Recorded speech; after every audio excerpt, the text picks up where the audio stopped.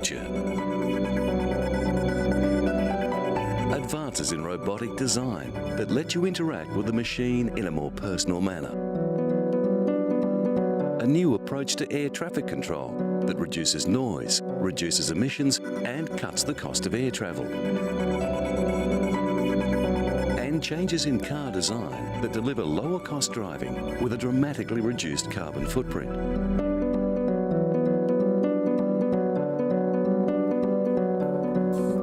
The world's leading robotic developers are designing personality into a new generation of human robots.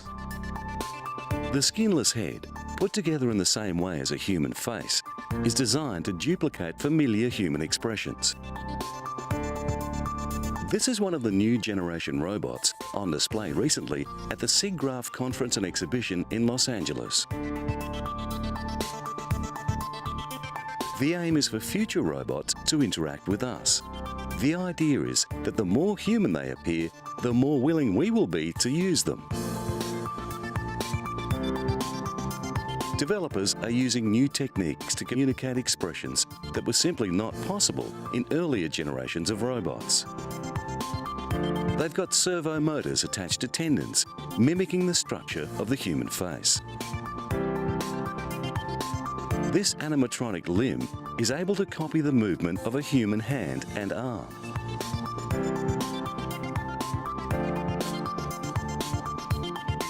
Another robot designed to interact with people in a human way is Nexi. Hello, my name is Nixie, and I'm an MDS robot. The students at the University of Massachusetts at Amherst who built Nexi call her an MDS robot because she is mobile, she's dexterous, and she's social. Nexi's eyes and head will follow your face while you speak, and her expressions hint at human feelings. Nexi has 21 different components in her face that form the expressions. Eventually, Nexi will balance on 2 wheels, but at the moment she has an extra set of wheels to provide stability. She's equipped with a 3D infrared camera and laser rangefinder to allow her to track people and to navigate around objects. Nexi has become an internet star, with a YouTube appearance scoring more than 70,000 hits, though not all feedback was positive, some describing her as creepy. Meanwhile in London, a 6-legged robot called IC Hexapod was on display to engage people in a different way. Not as cute as Nexi, it still has face tracking technology connected to a camera that links to a website. If you've seen the Hexapod, it has seen you, and your picture will be available online. More of a workhorse than a communicator, U-Bot 5 is intended for mobile manipulation tasks. Designed to function in a human workplace, it has a high centre of gravity while occupying little floor space. Dynamic stability control lets it balance on 2 wheels. Waseda University in Tokyo has made a humanoid robot named 21 that can pick up even the most difficult objects. The university is using the robot as its main engineering tool for the development of a human symbiotic robot known as a symbiont. The robot's hands have only 4 fingers with soft joints and springs to create safe movement when interacting with humans. It can pick up a loaf of bread without crushing it, serve toast, and help lift people out of bed. Dual cameras coordinate the robot's complex manipulation tasks. Each hand is covered in delicate silicon pads with 13 sensors to facilitate precise movement.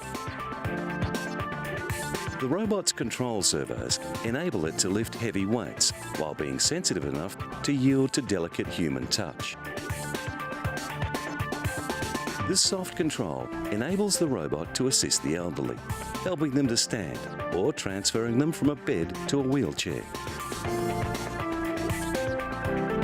Japan leads the world in robotic technology and its population has a very high proportion of elderly people.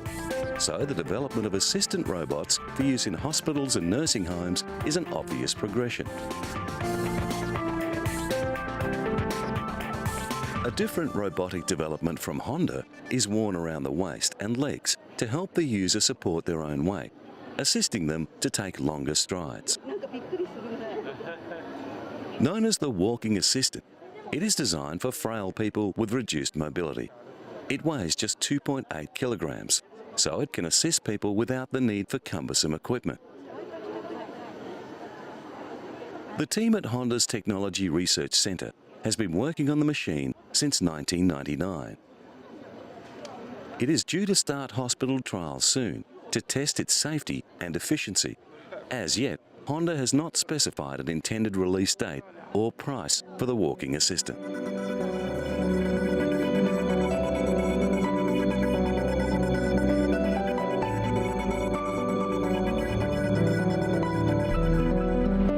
Aircraft use large amounts of fuel with a heavy impact on the levels of CO2 in the atmosphere. Now, a new digital flight simulator developed in Australia is allowing air controllers to experiment with new flight management techniques, all tailored to a wide variety of weather and air traffic scenarios.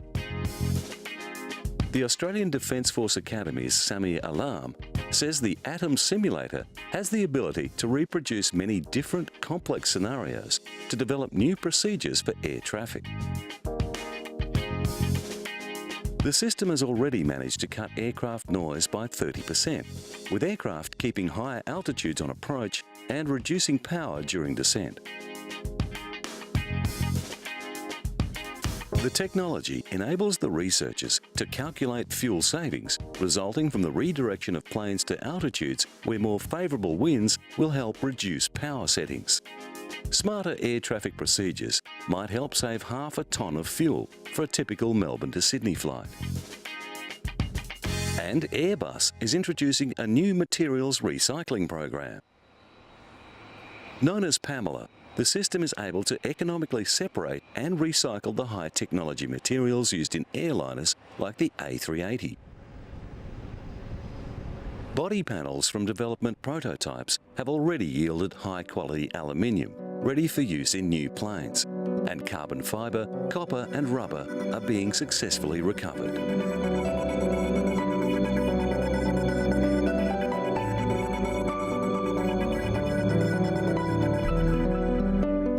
IBM and business partner EasyFace Incorporated are giving consumers a new way to experiment with makeup and hair colour through the virtual mirror kiosk.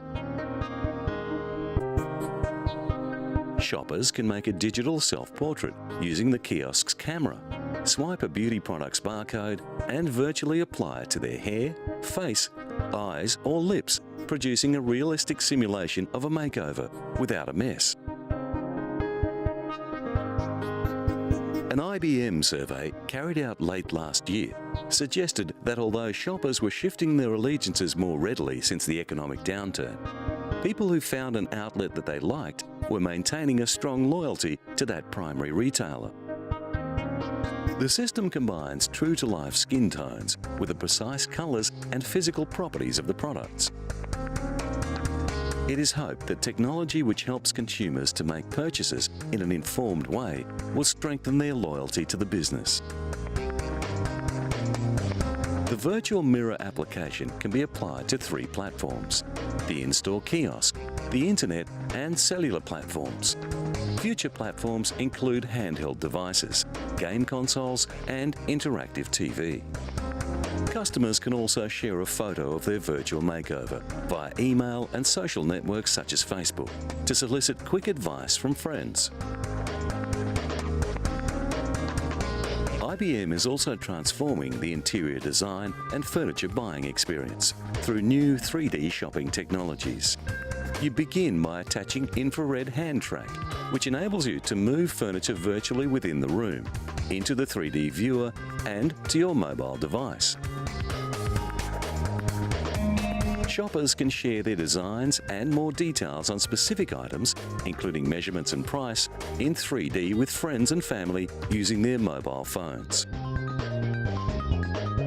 The ability for shoppers in different locations to select furniture and co-design rooms virtually can help reduce buyer's remorse by allowing consumers to try before they buy. Individual items can be viewed from all angles, and they can be moved around a virtual room to see if they complement their surroundings, with any number of people able to give advice from home or work or anywhere. After making a purchase decision, the buyer simply drags a virtual credit card to a virtual point of sale register. Then a real physical printer delivers a real receipt. And a different type of digital technology is being applied to a different area of retail. Now you can order and pay for your meal using a new generation mobile phone. In America, iPhones are providing a program which directs consumers to suitable nearby restaurants and gives you the ability to order and pay for your meal from anywhere. This is different from the near-field technology that allows you to swipe your phone to pay for items. The phone actually contains your credit card details, which are only transferred when the user gives a positive confirmation. An order number is sent to your phone, as well as a receipt number. At the restaurant, all electronic orders, along with the time of purchase and the order number, are displayed for the convenience of staff and patrons. Apart from ordering before you arrive, this system eliminates the time usually taken in-store to pay for the food, speeding up the order. At the delicatessen, the order is still made up by hand because nobody has, as yet, bothered to design a computer that can make sandwiches. Businesses that offer this service are able to streamline the ordering and purchase process so that the customer can pick up lunch without having to wait.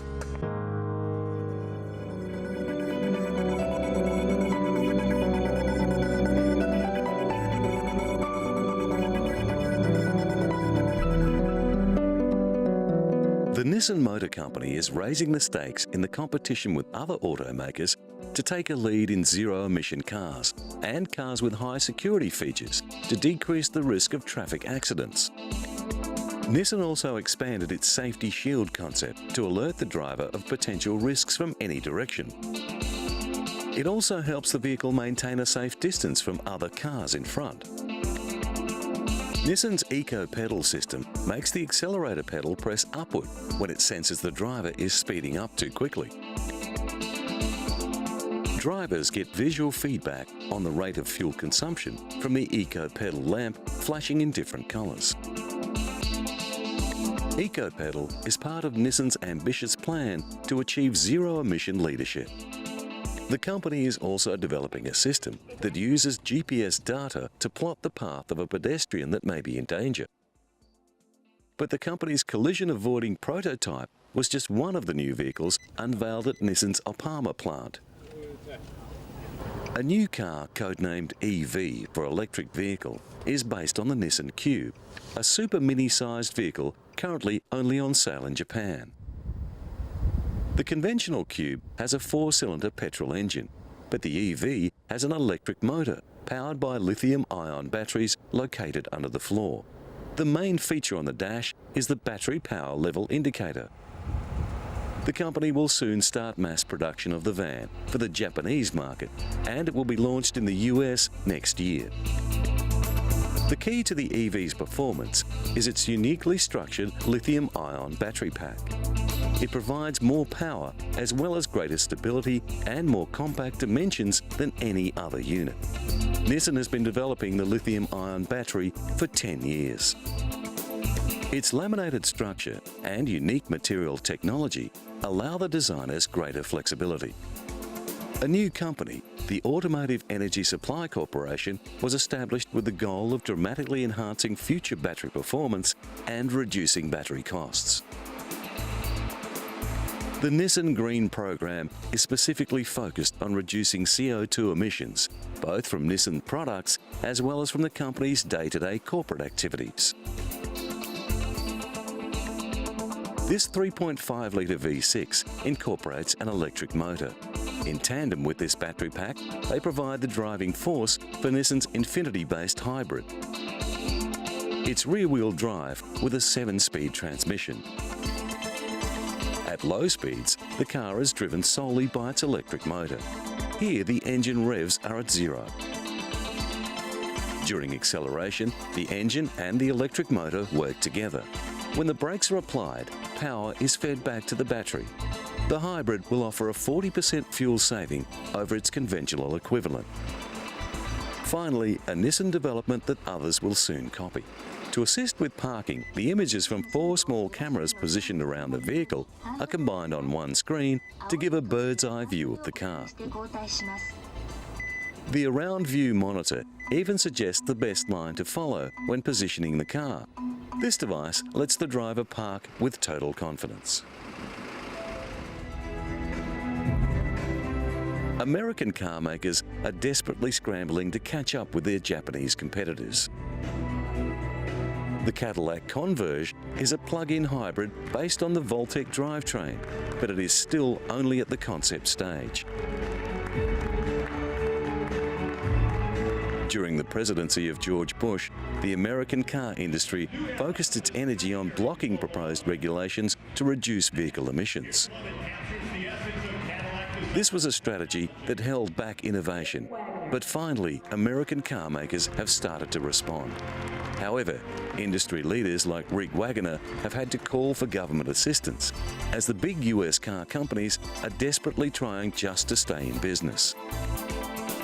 Best placed is Ford, that has not called for assistance. The company has just announced that it is working on 4 long-range electric vehicles. A battery-powered commercial van will hit the American market in 2010. The recent Detroit Auto Show did not attract the crowds of previous shows, and the prevailing mood was one of gloom.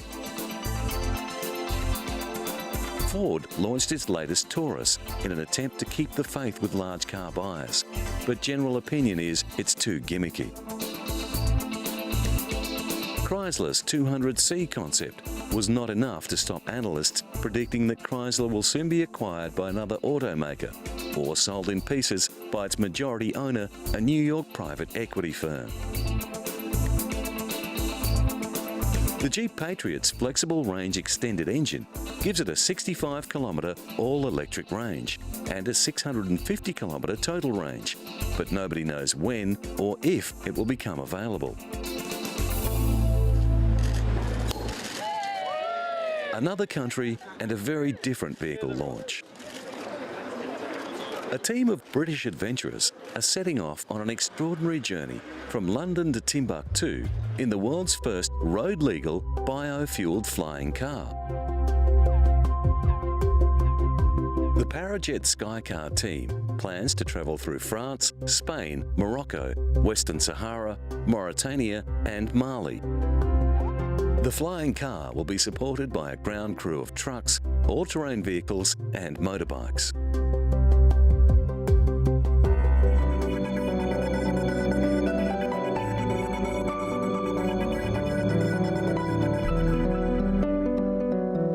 Britain has a large renewable resource in wind, and the British government is ramping up plans to harness more of it to generate electricity. At the moment, the country uses wind turbines to produce 3 gigawatts of electricity. That's enough to power 2 million homes. The plan is to increase that amount by a factor of 10 within the next 10 years. Currently, most of the country's power comes from coal-fired power stations and nuclear plants. But new wind farms are being constructed in Britain's windiest areas. The aim is to reduce the nation's carbon emissions, which means finding a replacement for the coal-burning generators, and that's where the new generation of renewable technologies comes in. But there's another reason behind Britain's rush towards wind power. Because no new coal-fired stations are being built, the existing units are starting to age, and many will have to close down soon. Experts are predicting a dramatic shortfall in electricity in the UK in as little as 3 years. Other renewable options such as wave power generation are being examined, but so far coastal stretches of ocean are more appropriate for offshore wind turbines. Another option is for individual houses to generate their own power with domestic solar panels, solar water heaters, or small wind turbines. Households have been encouraged to become carbon neutral, but now they have the opportunity to become carbon negative by actually feeding surplus power back into the grid. The British government plans to build 4,000 new wind turbines to meet a European Union directive requiring a level of 15% renewable energy by 2012. These large units can have a blade length of 40 metres and are supported by a tower 90 metres in height. Domestic solar panels can be expensive to set up, but users who have them say their power bills are almost zero. Even in a cloudy country like the UK, where sunshine is intermittent, power from the sun is a viable option. Another approach to meeting the world's energy needs in an environmentally friendly way is to use less power. Inventor Dr. Yasuyuki Fujimura questions if generating more energy is the answer at all. Dr. Fujimura is the head of Atelier Non-Electric, a laboratory that invents products that do not use electricity.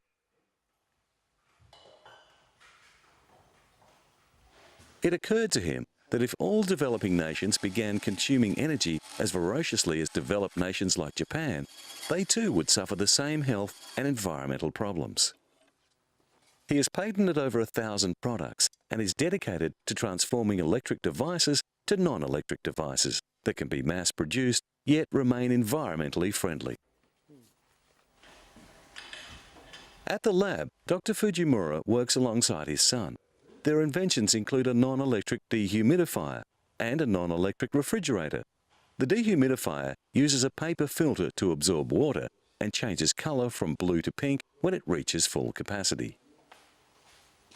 There are a variety of prototypes of solar cookers, and even a solar-powered water purifier. Most of the technology here makes use of the sun. The non-electric air conditioner circulates stored water and is equipped with a simple heat exchanger. It relies on natural convection. Atsushi Yoshioka, owner of Cafe Slow in Tokyo and a promoter of organic food and fair trade, is an avid user of the non-electric dehumidifier. He says that the machine is almost like a living creature that lets him know when it is fully saturated and needs to be taken into the sun to dry out. The unit never wears out, it uses no power, and it produces no carbon. The non-electric refrigerators, solar cookers, and water sanitizers have already been introduced to developing countries.